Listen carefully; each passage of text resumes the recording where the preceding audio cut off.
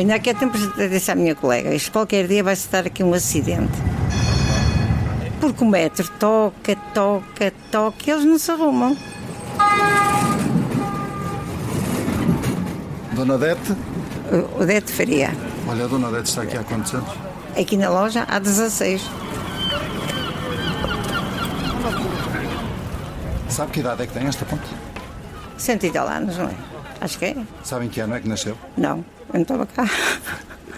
Mas sei que foi o Eiffel que trabalhou aqui e que fez isso. Não na foi? ponte Luís I? Sim. O Eiffel? Não é Dom Luís, é Luís. Porque o homem não veio à inauguração, portanto perdeu o dom. Uhum. E então é o Eiffel que... acho que foi o Eiffel que é o autor da ponte de Luís I. E que também tem uma cota à parte da Dona Maria. Ou era um colega dele que esteve na... Eu já ouvi essa história. Na Maria Pia? Na Maria Pia. Mas que foi ele que conduziu as obras. Agora, se foi ou não... Acho que foi ao contrário. Será que foi?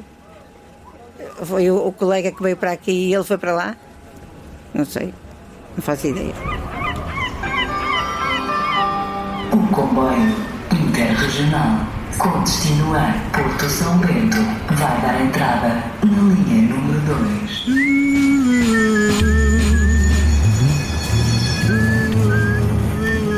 No meu tempo de menina e moça, esta rua estava cheia de pessoal. Muita canalha, não faltava canalha. Então deixámos um carro estacionado naquela coisa antiga que até diz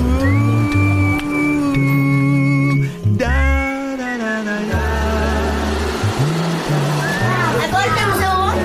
Não é Luís. Cristina Trindade. Ai, não. Tem de haver.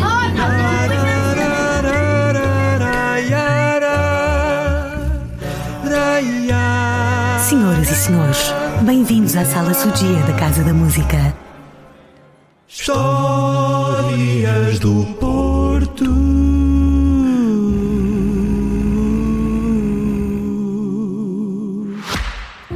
A Católica Porto Business School é parte da história do Porto e uma escola onde se criam histórias. A da Inês, nova aluna de gestão. A do Paulo, que lançou o seu negócio. A da Sofia, que viu a sua investigação premiada. Ao longo de quase 40 anos, a Católica Porto Business School criou histórias com visão global e humanista, atitude positiva, espírito empreendedor, conhecimento de excelência e ligação às organizações. Começámos no campus da Católica, no Porto, bem perto da Foz do Douro. E já chegámos a todo o mundo, levando sempre o Porto connosco. Hoje estamos entre as melhores escolas de negócios internacionais e somos a única no norte de Portugal com o estatuto Triple Crown. Vamos escrever a próxima página? Católica Porto Business School. Empower your future.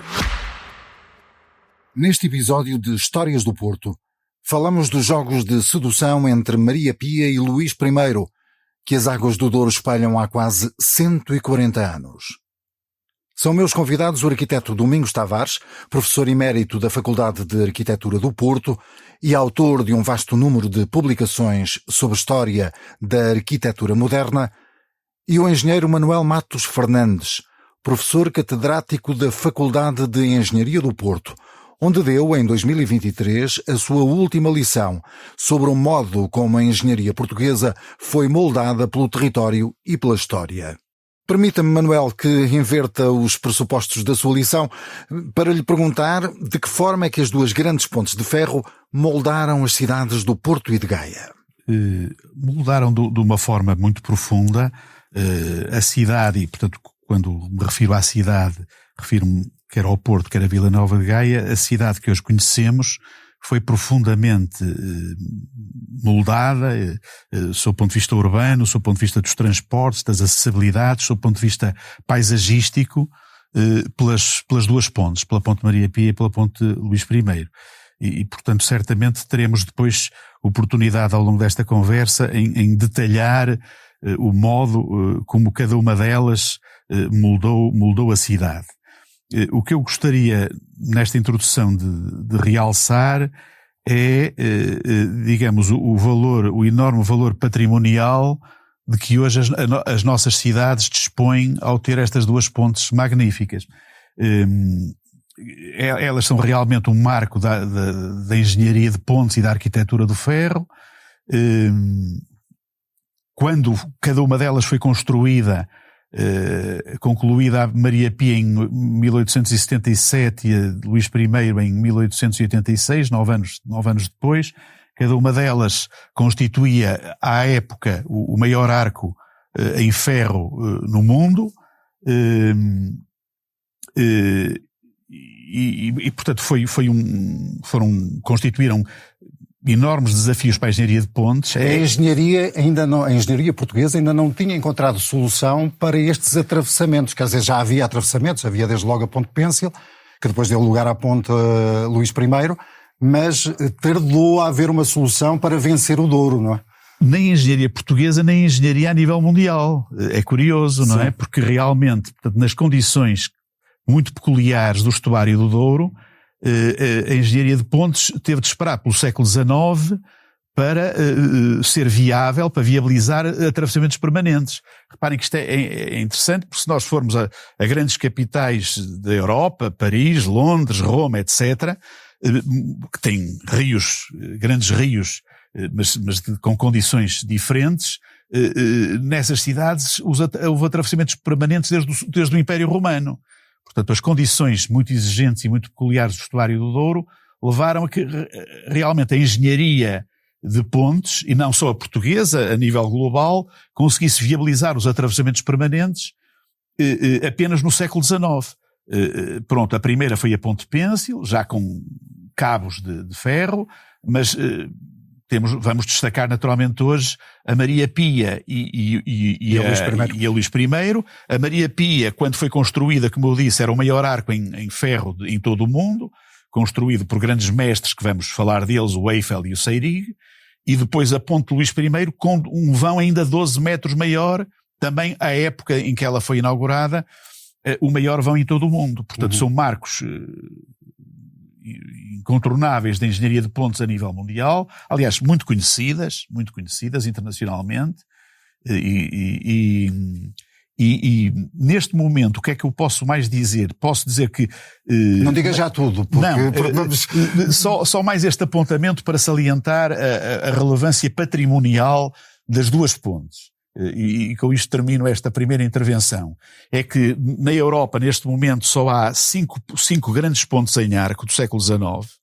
As nossas duas, depois o viaduto de Garabi, vamos falar dele certamente, em França. Também do Eiffel. E depois duas pontes já da última década do século XIX, a ponte de Paderno em Itália, na Lombardia, e há uma ponte na Renânia, na Alemanha, um viaduto. E, portanto, só há 5 pontes. Essas 4, portanto, o que acontece é que essas 3 que eu referi no estrangeiro, em França, Itália e na Alemanha, são pontes ferroviárias, curiosamente ainda hoje estão ao serviço, mas são pontes em regiões rurais. As nossas duas são pontes urbanas, o que é particularmente relevante, e portanto temos realmente um património, sob o ponto de vista paisagístico, da engenharia, da arquitetura, de altíssimo valor. Muito bem. Domingos Tavares, as pontes trazem também novas centralidades, quer ao Porto, quer a Gaia, nomeadamente a ponte Luís I, que rasga a Avenida da República até Santo Ovídio, do lado de Gaia. Gaia não era nada daquilo que é hoje, naturalmente, nenhuma cidade o é, e o Porto também. Sim. Pois, o atravessamento do rio é a chave do desenvolvimento de ambas as partes, de ambas as margens. Não será a única razão do desenvolvimento, evidentemente, mas é a razão que justifica que o rio deixe de ser uma fronteira para passar a ser um elo de ligação entre as duas margens. É evidente, por exemplo, observarmos que do lado de Gaia o povoamento é muito restrito, muito em cima da praia, muito em cima do rio, e muito agarrado na fase inicial apenas à construção naval. Isto é, não tem uma motivação económica muito larga por causa da dificuldade do atravessamento, evidentemente. Embora a movimentação de barcos, enfim, de travessia operacional, etc., foi justificando lentamente, à medida que crescia o comércio vindo do Porto, que ele também crescesse do lado de Gaia, nomeadamente quando Gaia começa a assumir o depósito dos vinhos no processo da comercialização. o que já vem do final do século XVII, enfim, ao longo do século XVIII, basicamente. Estas duas pontes garantem a ligação por cima, não à cota da água, mas às cotas superiores da cidade, das duas cidades. E esta ligação por cima justificou muitas outras coisas. Ora bem, a ponte, do meu ponto de vista, tem uma primeira grande vantagem. Qual delas? A Maria Pia. A Maria Pia. A ferroviária. A ferroviária, a primeira, porque traz o comboio. E o comboio que traz é a população. A população da cidade do Porto vinha crescendo muitíssimo ao longo do século XVIII por causa do comércio de vinho do Porto. Por causa do peso que têm os ingleses na comercialização dos produtos que eles controlam, e controlam de duas maneiras: introduzindo a industrialização na área têxtil na cidade e, simultaneamente, exportando para o exterior e basicamente para a Inglaterra o produto agrícola essencial do Douro, que começa a ser o vinho do Porto. O Porto, convém dizê-lo, e só aqui com parênteses, está a tornar-se uma cidade industrial. Sim, sim, sim. Não é? Por efeito deste negócio. Porque os ingleses são comercialmente uns macacões, não é? Uns hábeis. Espertos, como nós talvez não tenhamos sido em muitas épocas. E o negócio é muito simples. Se eles controlarem a exportação do vinho, introduzem a importação do têxtil. Eles são os produtores do têxtil e, por um lado, pagam o têxtil com o vinho que exportam, mas são eles, outra vez, a exportar. Quer dizer que as transferências dos ganhos são, evidentemente, favoráveis à comunidade inglesa e aos seus reflexos dentro da Inglaterra. E, portanto, isto cria uma dinâmica comercial muito intensa entre estes dois fatores. E porquê é que a ponte tem aqui um papel muito grande? Porque houve, durante este processo, um crescimento brutal da população da cidade. E esta população concentra-se basicamente, como é natural, na zona da Ribeira, no bairro da Sé, na zona marginal. E, portanto, esse é o ponto de concentração fundamental da atividade económica gerada nesta mecânica ao longo do século XVIII. Entramos pelo século XIX e os ingleses estão em força a comandar e a controlar esta situação. Tanto mais que expulsaram os franceses no seu contexto de conflito e assumiram a direção basicamente do país. E no Porto tem um grande reflexo essa posição de predomínio da comunidade inglesa no plano da atividade económica. Ora bem, e a ponte Maria Pia traz a população mais rapidamente e maciçamente para o centro da cidade. Um fator que suporta o desenvolvimento industrial. Ora bem, então o que é que aconteceu? Aconteceu que esta população chega a Campanhã e, portanto, chega de uma forma relativamente lateral em relação ao velho Porto, cuja unidade central primeira é junto ao rio, a zona da Ribeira e todo aquele complexo da zona baixa, que, entretanto, depois, ao longo dos mecanismos de desenvolvimento do século XIX, vai subindo até à zona da praça. Não é? Qual praça? Para nos situarmos? A Praça Liberdade, hoje. Ok. Porque também é um recinto... Para nos situarmos, estamos a falar no fim da Avenida dos Aliados. Exatamente. Porque é um ponto cujo desenvolvimento só acontece neste fenómeno, que é a subida da Baixa para a nova praça. Muito bem. Manel, e porquê é que se dá a escolha precisa daquele local para a construção da ponte Maria Pia, que depois vai ligar a Campanhã, à zona oriental da cidade? Exatamente. Olha, a estação de Campanhã existe naquele local que hoje conhecemos por causa do local que foi selecionado para construir a ponte Maria Pia. Senão a estação não seria ali. Local. Não é? Perdão. A questão da escolha do local de atravessamento foi um processo difícil. Portanto, a linha do Norte chegou às Devesas em 1864, isto é, 13 anos antes da inauguração da Maria Pia. E nesse processo houve vários atravessamentos que foram ponderados a partir das Devesas. os dois primeiros eram aliás, o primeiro,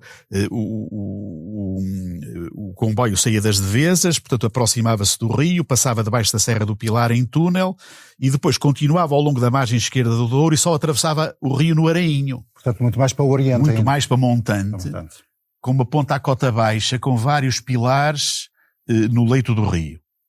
E depois subia e nessa altura ponderou-se, a proposta era uma estação a meia encosta de Campanhã.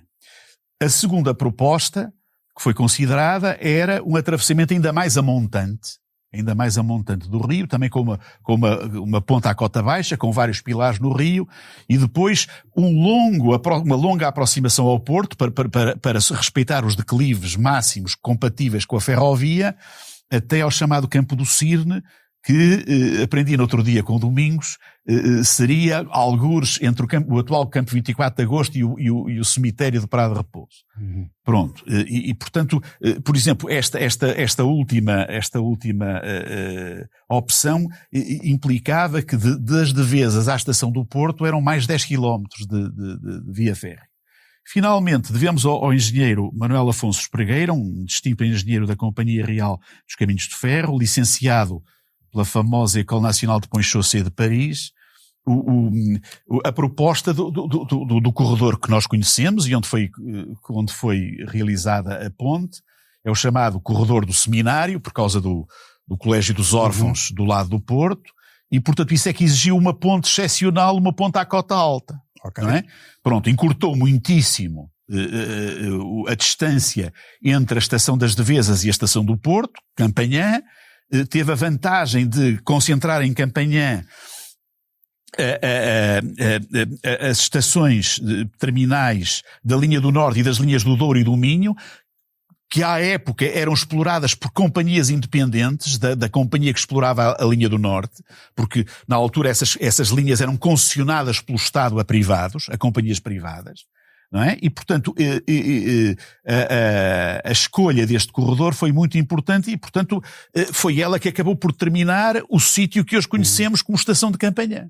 E portanto exigiu na prática a ponte excepcional que nós hoje conhecemos. O corredor foi escolhido naquele local, sem dúvida, porque o rio ali era mais estreito, mas exigia realmente uma ponte à cota alta,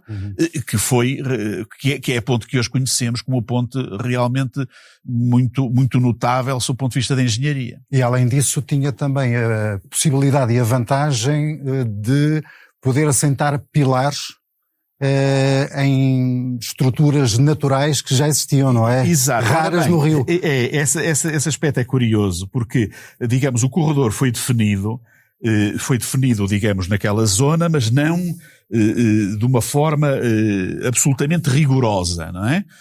A prova disso é que no contrato assinado entre o Estado e a empresa Eiffel construiu a ponte, havia até uma fórmula que ajustava o preço em função do valor concreto do vão, isto é, da distância entre os pontos de apoio do arco.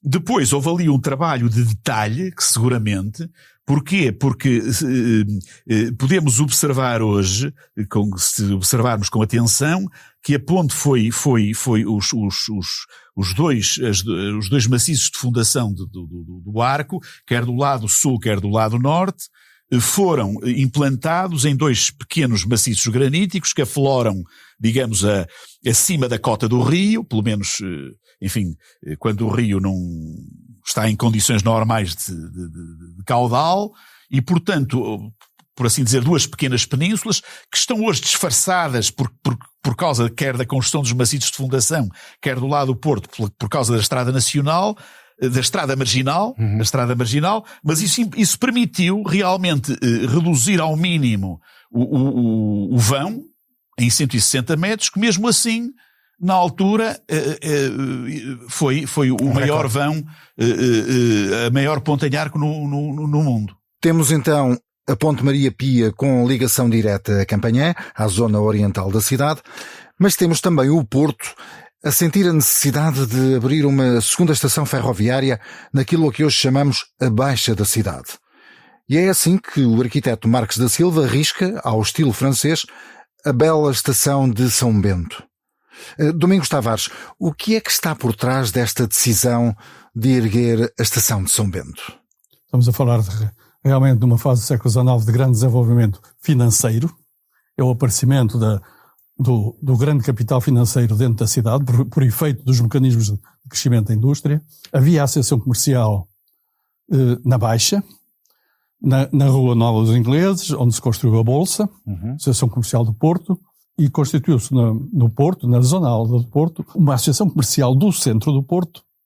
Estava instalada na zona alta, porque era dominada basicamente por comerciantes e investimentos financeiros dos torna-viagem brasileiros ricos, não é? Chamado brasileiro, que tem um peso grande na economia da cidade, mas que se instala basicamente à volta das questões do comércio, com o novo mecanismo de lojas que começam a surgir na parte alta.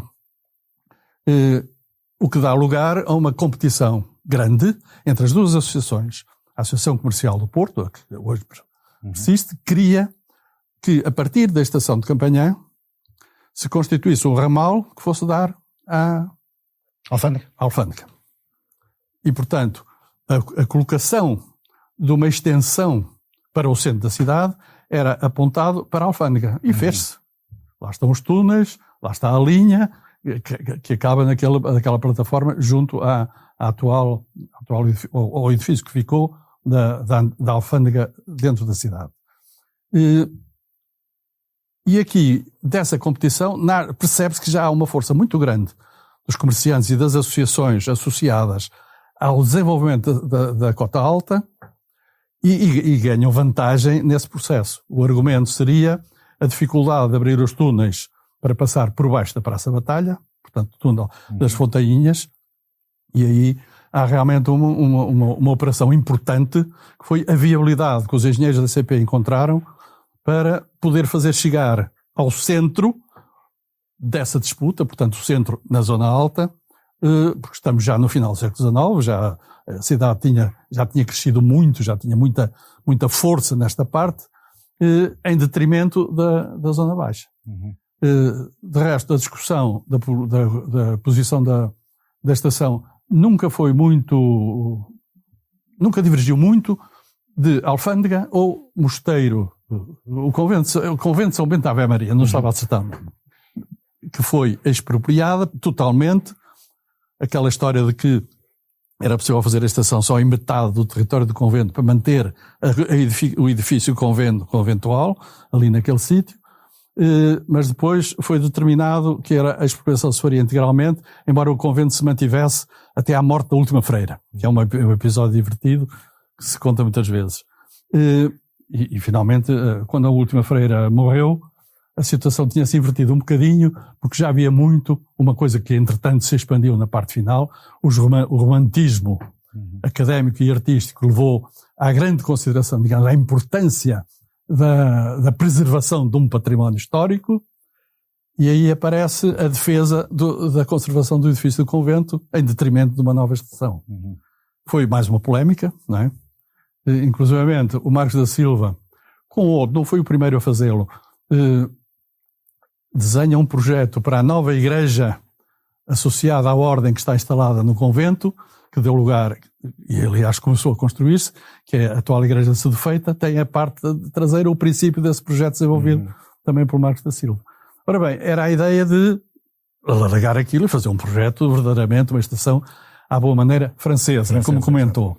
Francesa porquê? Porque Marcos da Silva copiou França, não é?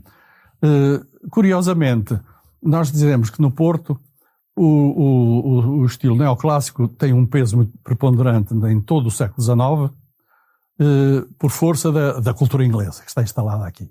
Começa pelo Hospital Santo António, o próprio edifício da feitoria inglesa, outras construções, enfim, urbanas. A estação de Campanhã é verdadeiramente um projeto neoclássico. E é um projeto neoclássico de alta qualidade, do ponto de vista compositivo. Mas é também desenhado por um francês, curiosamente. Muito bem. Proponho agora que viajemos até à Ponte Luís I, uma estrutura que já andava na cabeça de Gustave Eiffel e que o engenheiro francês discutiu com o monarca a bordo de uma das 24 carruagens que fizeram a travessia inaugural da Ponte Maria Pia. Eiffel tinha em mente uma estrutura rodoviária de um só tabuleiro para substituir a Ponte Pencil desenhada por Stanislas Bigot. A verdade é que o francês acabou por perder o contrato para aquele que tinha sido o seu braço direito na concepção da ponte ferroviária. Pergunto, Manuel Matos Fernandes, como é que a grande estrela mundial da engenharia do século XIX se vê de repente ultrapassada por Théophile Seyrig, ainda hoje uma figura desconhecida da maior parte dos portuenses?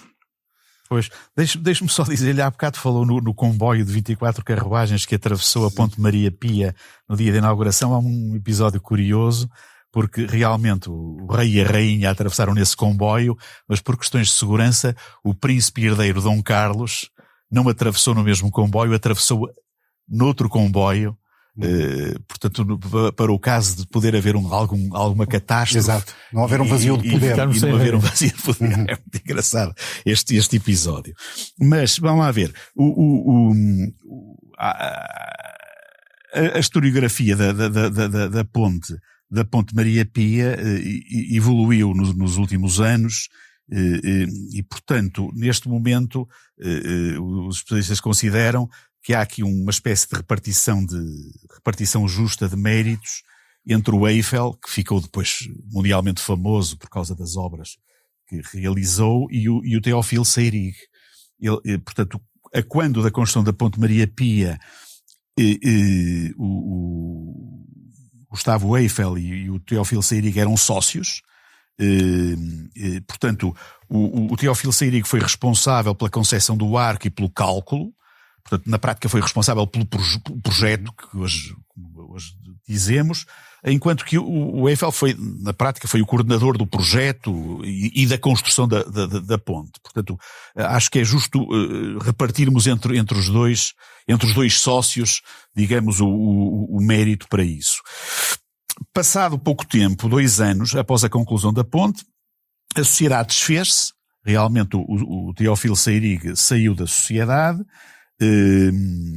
Talvez isso tenha a ver na altura com o projeto que estava em execução do viaduto de Garabi, que tinha sido adjudicado diretamente ao Eiffel pelo governo francês para fazer o viaduto ferroviário de Garabi, que tem um vão 5 metros maior que a Ponte Maria Pia e, portanto, é considerada a irmã gêmea ou a irmã mais nova da Maria Pia. Mas depois há realmente o concurso internacional aberto pelo nosso governo para a Ponte Luís I. Há 10 concorrentes, franceses, belgas, ingleses. Dois desses concorrentes apresentam 2 variantes, portanto há 12 propostas. E a Comissão de Apreciação das Propostas acabou por adjudicar a obra à empresa Willebroek, cujo projetista era o Théophile Seyrig. Uhum. É curioso a coragem da Comissão. Porquê? Porque enquanto na Ponte Maria Pia a solução que foi construída, aquela que conhecemos do Eiffel Seyrig, era de longe das 4 propostas apresentadas a mais barata, a proposta da Ponte Luís I que hoje conhecemos, da empresa construtora belga Willebroek, onde trabalhava o Seyrig, não era de modo algum a mais barata, era uma das mais caras. Mas houve a coragem da Comissão e do Governo em adjudicar, não pelo menor preço, e até não adjudicar ao Eiffel, que tinha, enfim, recebido os louros da Maria Pia e nessa altura era uma pessoa ainda mais importante. Já tinha construído o viaduto de Garabi e era realmente já uma figura mundial com a Estátua da Liberdade. Já estava em andamento a própria inauguração da Torre Eiffel, que é de 1889. Não estou certo, mas em projeto estaria. Sendo que a Ponte Luís I é inaugurada em 1888. E realmente a Ponte Dom Luís, a Ponte Luís I é uma obra notável, porque há bocado, não sei se foi o Domingos, se foi o Carlos, acho que foi o Carlos que falou que a Ponte Luís I era uma ponte rodoviária. Ora, na altura não era rodoviária. Sim, não é? Não é? Portanto, ou seja, estamos a falar da década de 80 do século XIX e foi construída para veículos de carros de tração animal, para peões e para pessoas deslocadas a cavalo, não é? Portanto, com portagem, exatamente. Portanto, eu admito até que provavelmente naquela altura houve pessoas que acharam que ela era uma obra faraónica, não é? Com 2 tabuleiros e para este uso, não é? E depois houve realmente aquele rasgo, não sei quem é de quem será o mérito, mas sendo uma ponta em arco para vencer aquele vão 12 metros maior que o da Maria Pia, estava mesmo a pedir um tabuleiro em cima também, não é? E portanto ela começou por ser uma substituta da ponte pêncil, mas acabou por ser muito mais do que isso. E curiosamente, com o passar das décadas, o tabuleiro superior acabou por ser muito mais importante que o tabuleiro inferior. Não é? Não se pensaria, se calhar, na altura, não é? Provavelmente. Aliás, o primeiro a ser inaugurado é o tabuleiro... Olha, não estou certo. Julgo que é o superior, mas isso não terá importância. Mas isso, o tabuleiro superior acabou por ter uma importância muito grande, quer em termos do desenho urbano. É ele que justifica a Avenida da República, em Gaia, não é?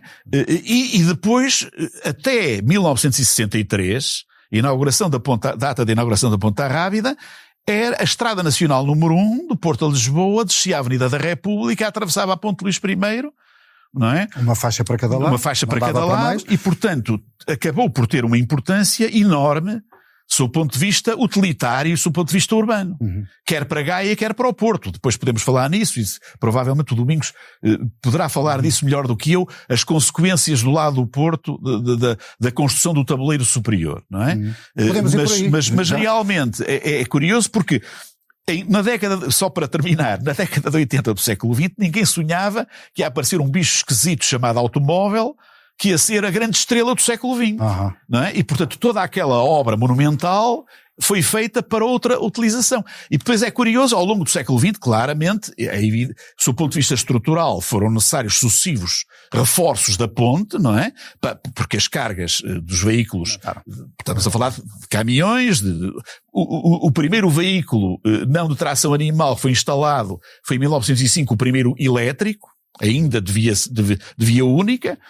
Mas rapidamente, a partir das primeiras décadas do século XX, o trânsito automóvel tomou conta digamos, os tabuleiros. E agora tem um metro. E agora tem um metro. É uma ponte muito plástica. Exatamente, é uma ponte com 7 vidas, porque foi sendo adaptada ao longo dos seus 140 anos, mais de 140 anos que tem hoje, realmente 140. Aos vários usos. O que é que se alterou? Pegando aqui no mote dado pelo Manuel, o que é que se alterou na parte superior à boleia do tabuleiro superior? Pois, a primeira questão é a seguinte: a ideia do tabuleiro superior surge antes do próprio projeto da ponte e da decisão de avançar com aquela ponte, com a ideia, já ainda no final do século XVIII, de construir uma ponte que ligasse a plataforma do convento da Serra do Pilar, aquela plataforma alta, com a Batalha. Aliás, era o tal projeto que eu há momentos falava esse sim do Carlos Amarante. Esse sim do Carlos Amarante. Portanto, mas era uma ponte em pedra, daí estávamos a falar. Era uma ponte em pedra, uma ponte considerada por uns impossível, considerada pelo Amarante como perfeitamente possível, cada um lá tinha a sua convicção para fazer aquele trabalho. Estaria ainda muito acima do tabuleiro superior da atual é a cota da plataforma onde está a Igreja da Serra do Pilar, a Igreja do Convento, e apontava para a Batalha. Porque a passagem, quando se construiu a ponte Luís I, chegada ao Porto, numa cota, repare-se o seguinte, a cota de chegada do tabuleiro é a cota 61, é a mesma cota do passeio da Igreja dos Congregados. Estão exatamente no mesmo nível. Só que entre eles está o Morro da Sé, não é? O Morro da Sé e a plataforma, e aquela plataforma lateral, chamada então a Cividade, que era o núcleo mais denso da zona de ocupação do centro da cidade. E é uma massa granítica brutal. chegou a ponte e a ideia foi muito simples. Virar para a direita e apontar para a Batalha. Porque era por ali que no Porto se pensava que a cidade estava em expansão, digamos assim. É interessante observar o seguinte: o Porto cresce bastante para a nascente por efeito da estação de Campanhã e da chegada do comboio a Campanhã. Mas cresce sempre mais do lado oriental do que do lado ocidental. No outro dia estava a observar, olhando para o mapa, que é muito mais rarefeita a estrutura urbana do eixo da atual Avenida dos Aliados, desse eixo para Poente. A malha urbana é muito mais rarefeita, a ocupação é muito mais rarefeita do que para o lado nascente, que é muitíssimo mais densa, muito mais compacta. Por efeito de que a cidade estava a ser pensada a partir da estação de Campanhã mais para aquele lado do que para o lado Poente, que era o lado elegante, era o lado dos ingleses, era o lado da burguesia comercial, era o lado de quem tinha dinheiro e meios para fazer palacetes e coisas desse género.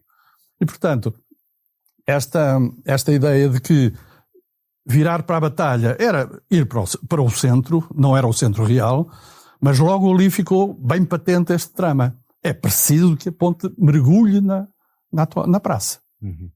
Ponte para a praça. E quando vem a estação do Caminho de Ferro, São Bento, puxando, portanto, para o centro, este centro burguês novo da cidade, era preciso fazer para ali e os projetos que se fizeram para rasgar aquele morro, desmontar aquela zona da cidade, rasgar aquela pedreira, fazer um buraco. Estamos a falar da Avenida Vímara Pérez. A Avenida Vímara Pérez, mais conhecida pela Avenida da Ponte. Sim. Que antes de ser o que é hoje, era efetivamente um monte de pedra. Era um monte de pedra, com nascentes de água bem localizadas no seu...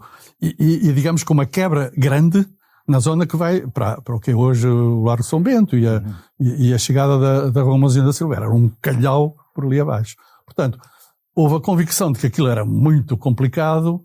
Inicialmente avança para a Batalha, mas ficou sempre esta ideia: é preciso abrir aqui um buraco. É curioso que o projeto da Estação de São Bento, há pouco dizia-se, foi inaugurado em 1916, mas o edifício ficou pronto em 1911. Em 1911 o edifício concluiu-se completamente. E o último desenho do Marcos da Silva, já de relações cortadas, aliás teve sempre relações cortadas com os chefes da CP. Da CP da altura, da Companhia Real. Ao desenhar um complemento que foi pedido a um projeto de 1910, 1911, que era a estação dos telégrafos, porque havia inicialmente a ideia de instalar isso dentro da própria estação de São Bento. O Marcos da Silva fez um projeto para uma torre de telégrafo, que era uma peça lindíssima. Não se construiu, ficou lá o buraco, onde agora o Eduardo fez aquele restaurante. O Eduardo Souto Moura. Sim, com a ideia de repetir esse tema, não é? Mas não tem nenhuma semelhança. Esse projeto já tem um traçado da Avenida da Ponte, em reta, fazendo essa ligação. Que eu suponho que não foi o primeiro. Mas depois os projetos repetiram-se sucessivamente, até que em 1950, por volta de 1950, numa visita do então Presidente da República, eu suponho que já era, não sei se era, não era o Américo Tomás, não sei qual era o... Craveiro Lopes. Era o Craveiro Lopes. Quando se rasgou finalmente toda aquela reorganização, ficou aquela pedreira enorme, e vinha aí o Presidente, e era uma coisa feia. Então toda aquela pedreira foi caiada a branco, não é? Para criar uma outra imagem, porque vinha aí o Presidente. Um cenário. Basicamente a construir um cenário. Domingos, já abordei um bocadinho aqui com o Manuel, mas queria também abordar consigo as figuras, e muito rapidamente, que o tempo caminha rápido, sobre as figuras do Eiffel e do Seyrig. E sobre porque é que se dá este apagamento da figura do Seyrig entre as pessoas. Há muita gente que pensa que as duas pontes são da autoria do Eiffel, elas de facto são parecidas e semeiam essa confusão, e o nome do Seyrig fica um bocadinho apagado. Eu sei que estudou as duas figuras. Sim, são figuras distintas na maneira de ser. Porque se zangaram. Zangaram-se por uma razão muito simples e lógica. O Gustavo Eiffel é um empresário. Basicamente ele é um empresário. Formou-se como engenheiro químico, foi trabalhar... que se chama um empreendedor, não é? É, um empreendedor. era um engenheiro químico, formou-se nessa área, começou logo a trabalhar na área da metalurgia e da fundição, e os seus primeiros empregos estão ligados a esse tipo de gente. Há inclusive um familiar que o emprega na zona dos caminhos de ferro suponho que de Bordeus, não é? Suponho que é aí o centro de uma empresa de caminhos de ferro, onde ele começa a trabalhar, e era um malandro, não é? Um malandro neste sentido, muito hábil, muito inteligente, muito competente do ponto de vista da dinamização das suas atividades, e um gastador. Era um tipo que estourava dinheiro por todo o lado, não é? Vivia à grande e à francesa, como palacete no centro de Paris, etc. Ora bem, num primeiro arranque da empresa Eiffel e companhia, depressa o dinheiro esboroou. E o Eiffel arranjou um sócio. Quem era o sócio? Esse jovem, acabado de formar, 11 anos mais novo do que ele, que fizeram filho de famílias ricas, com ligações à tal empresa Villebreque. Não sei exatamente o tipo de ligação, mas havia ali uma ligação... Familiar. Suponho que familiar, sim. Seria filho de um personagem importante na outra empresa, uma coisa qualquer. Mas era um tipo de... tinha dinheiro. A família era uma família rica. Formou-se em Paris e para desenvolver a sua própria competência, lá conseguiu encontrar-se com o Eiffel no sentido de fazerem uma sociedade. Isto é, imaginemos qualquer coisa, eu isto não tenho como certo, mas imaginemos qualquer coisa como o Seyrig, jovem, acabado de formar, pedir emprego ao Eiffel porque era ali que se trabalhava a sério nas estruturas metálicas. E o Eiffel, um jovem rico, inteligente, muito bem considerado como estudante terminal, arranja-lhe um emprego nesta base. Fazemos uma sociedade. E o Eiffel entra com uma parte do dinheiro para reforçar, digamos, para justificar a sociedade. Não sei se foi buscar os meios materiais existentes para não entrar a moeda, mas a verdade é que o Seyrig entrou com um capital para a sociedade que é superior a, digamos, chegar a uma percentagem acima do Eiffel. Ele seria o sócio maioritário. Mas o estatuto que foi redigido na constituição da nova empresa, que substitui a primeira empresa Eiffel, determina que a gestão e toda a decisão é do Eiffel. E que o jovem vai trabalhar, naturalmente, mas não interfere no processo. E assim começou, e assim funcionaram durante os anos. E o processo da formação do projeto para a ponte. A que vale a pena, às vezes, acrescentar um terceiro nome, do ponto de vista da concepção global da obra. Da Maria Pia. Da Maria Pia, feita por a tal dos dois. Que é este senhor que eu tomei nota do nome, que a gente nunca se lembra, que é o Henri de Dion. Porquê? Porque é o tipo que justifica os cálculos do Seyrig. Encontra uma série de mecânicas, especialmente devia ser bom nas matemáticas, imagino, e que vai fazer a verificação de todos os cálculos que o Seyrig faz para o arco parabólico. Os efeitos do vento, as movimentações, etc. Portanto, realmente é um projeto coletivo, como dizia ali o Manuel. É muito interessante esta situação e, portanto, o Seyrig cresce, ganha confiança, sabe o que está a fazer, escreve a memória descritiva da ponte Maria Pia, porque era ele que estava por dentro daquela concepção, escreve essa memória descritiva, continua, e o Eiffel vai fazer o contrato, e aqui é que começa o drama, vai fazer o contrato para o viaduto Garabi, excluindo o Seyrig do contrato. Isto é, eles eram sócios, mas o que faz o Eiffel? Faz um outro registro comercial, contrata fora de dentro da empresa que tinha a sociedade e contrata o viaduto Garabi para essa nova empresa que ele constitui à margem, digamos assim, uma manobra de derivação. E o Seyrig apercebe-se disso e entra em pânico, até porque, apesar disto, o Eiffel, por causa das suas necessidades financeiras do ponto de vista, para além dos projetos, que era um gastador, realmente, precisava de dinheiro e tinha, portanto, fixado para ele um salário que era muitíssimo superior ao salário do Seyrig. Apesar dos dois serem sócios e ele ser minoritário. E rompe-se a corda. E o Seyrig põe o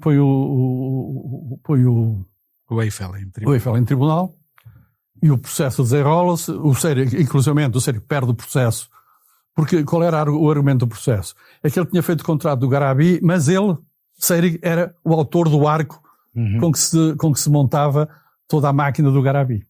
Muito e, portanto, esta foi a razão da disputa, não é? Muito bem. Muito obrigado aos dois. O tempo esgotou rapidamente. Como vê, haveria aqui tanto ainda para falar sobre estas duas pontes, não é? Bom, Manuel Matos Fernandes e Domingos Tavares foram então os meus convidados neste primeiro episódio de Histórias do Porto. Agradeço uma vez mais aos dois o contributo que deram para o conhecimento das duas mais antigas e emblemáticas travessias do Douro. Histórias do Porto é um podcast da autoria de Carlos Rico, com sonorização de Salomé Rita. O genérico tem música original das vozes da rádio. A coordenação é de Joana Beleza. A direção de Bernardo Ferrão.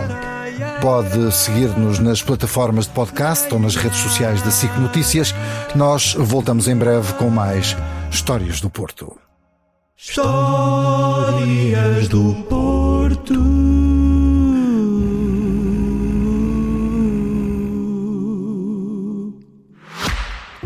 A Católica Porto Business School é parte da história do Porto e uma escola onde se criam histórias. A da Inês, nova aluna de gestão. A do Paulo, que lançou o seu negócio. A da Sofia, que viu a sua investigação premiada. Ao longo de quase 40 anos, a Católica Porto Business School criou histórias com visão global e humanista, atitude positiva, espírito empreendedor, conhecimento de excelência e ligação às organizações. Começámos no campus da Católica, no Porto, bem perto da Foz do Douro. E já chegámos a todo o mundo, levando sempre o Porto connosco.